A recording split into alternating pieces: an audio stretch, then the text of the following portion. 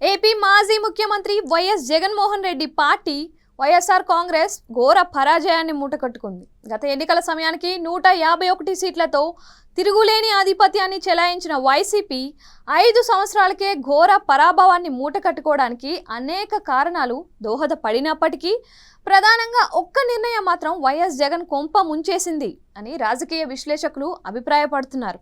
ఆ ఒక్కటి ఏదో కాదు, తెలుగుదేశం పార్టీ అధినేత నారా చంద్రబాబు నాయుడిని అరెస్ట్ చేయించడం.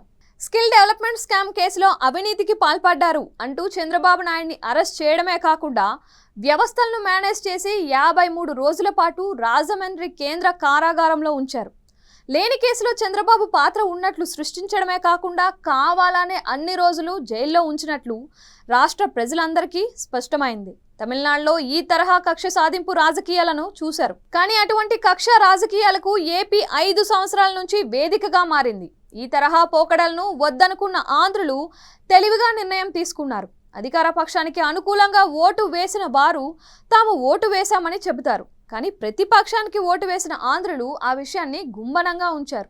ఏ పార్టీ వారు అడిగినా మీకే ఓటేశామని చెప్పారు. కానీ తాను నిజంగా పోలింగ్ కేంద్రంలో ఏ గుర్తుపై బటన్ నొక్కారు అనేది మాత్రం తన మనసులోనే ఉంచుకున్నారు.